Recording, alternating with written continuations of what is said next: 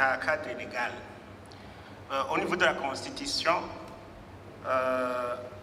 iravuga neza yuko au niveau ya Cour des comptes nyene baguza gukora akazi kabo gusa bafise problème ya texte d'application.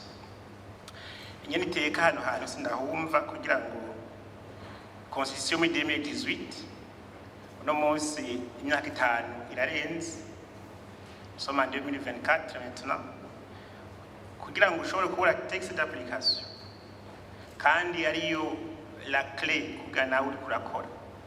Quelque part je muna yuko harabayeho un problème de manque de suivi, yuko mu bisanzwe ubandi wani babandi urugi.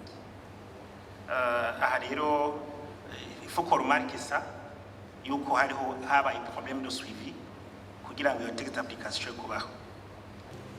Twagira tubabwire yuko abadukurira barabizi kandi nabo nyene nibaza yuko babifisemo ishaka nkuko babibabwiye ko bazobikurikirana kandi baregari kajaho, kuko ikibuze si hariho amategeko d'accompagnement menshi abuze, niyo ahanini ategezwa kuja muri iyo cadre legale kugira ngo nk'akarorero hajeho nk'abacadre du ministère public, kuko burya muri Cour des comptes kugira mission juridictionnelle ibe exercer neza harajaho les commissaires aux comptes, harajaho abajwe babo. Urumva ivyo vyose bidahari Cour des comptes ntishobora ko exercer la mission juridictionnelle.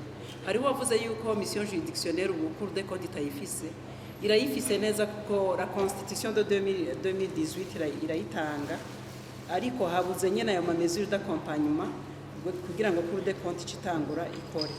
Muko babivuze iyi raporo icegeranyo cyakozwe ku bindi bintu uno munsi tumaze kuvamo. Ubu twinjiye muri budget programme, iki cyakozwe hakiri budget moyen, ariko cyane nuko icyo gihe muri budget moyen ibintu byinshi barabisukiranya. Uno munsi turavuga tuti reka noneho turabe twitonde neza icyo kintu cyitwa budget programme kugira ngo ibibazo bimwe birimo hano byagiye nizuka kugira ngo bishobore gutora inyishu. La liste y'ama institutions étatiques,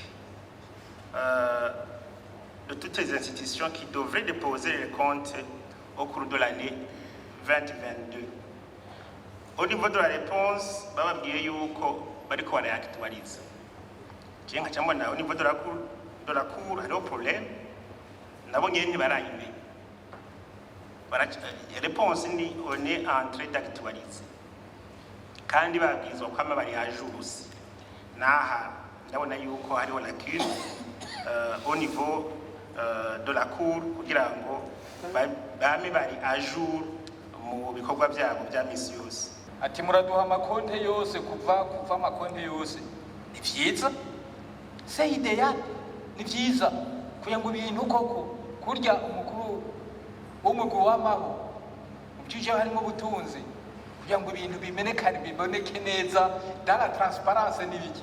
Mugabo imisi tumaze hano tuganira n'abashikiranganje bamwe nimwumvise ingorane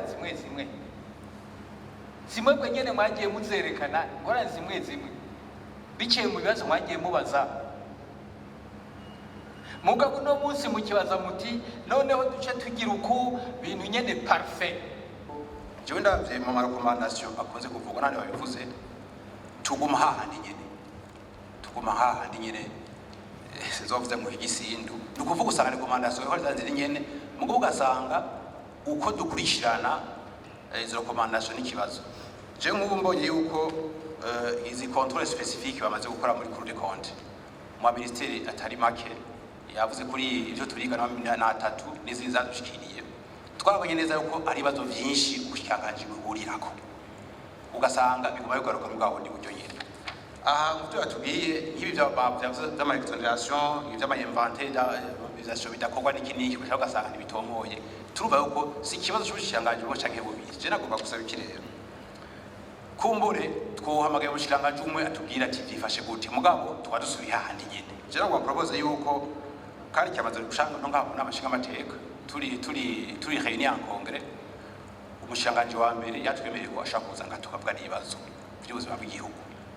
Rero navuga ni rero kuri ibibazo baze kubona ko ubushakashatsi bwose buhurirako c'est lui le coordinateur de l'activité gouvernementale azoze tubiganire kutubimubwire hanyuma a partir yaho twebwe nk'urwego rukurikirana ibikorwa bya leta tumusabe ko bashiraho feuille de route yo kushira mu ngiro ivyo twapfunditse n'ivyo yumvise bituma ko byihuta kugira ngo libe l'activité yose ya gouvernement.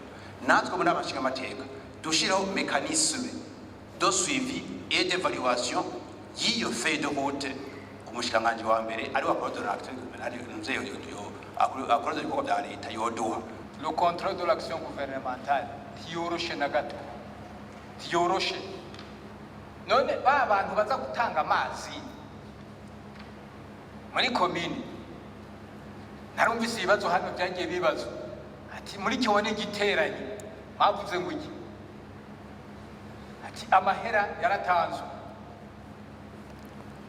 ngo yukuzana amazi ati ayo mazi nuno munsi ntama rirakoroka kandi miliyari zaratanzwe none muvuga muti les entités hariya novuga zo mu makomine mugiye konti mwakoze iki ibyakozwe n'ibiki ati twereke konti 2 milliards sont partis none wakuru de konti azongera bati oh 2 milliards sont partis agaruka ari kurira tege milliards sont partis et ensuite mweho muzoca mukora iki mwaravuze ahantu bagiye bagura namba bashize mu moteri ati yo moteri kugeza nuno musi ntiraka ati yo moteri yanditswe amahera yaguze yo yanditswe kuyihe konti sawa none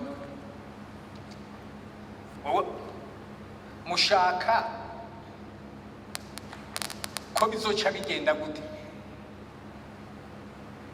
kuri president wa Cour des comptes azoca bigira gute no gukonsata gusa nkaca nsubira nkagaruka kuri les fonds des organisations internationales mbega zozo zirabwa ryari zirabwa nande nyene iteka mwashikirije amazi yatangiwe amafaranga mugabo ntiyakogwa nagahombo igihugu nagahombo kubene igihugu none uno munsi ko twavyumvise ayo mafaranga yari yavuye hehe ni bande bayakoresheje kugira ngo ntitukonstate mugabo natwe twagise nkaca nsubira nkagaruka kuri coopérative les sociétés coopératives twumvise ibiriko birakogwa bararonka amafaranga avuye muri leta hama n'abandi partenaire bakabahereza tukiyumvira ati none l'impact nk'uko komisiyo bivuze ahubwo nyabona navuga ati turabe twe dukurikirana twajise kugira ngo se turavura buke buke selon umwanya woba wabonetse nyene iteka muba mwatanze.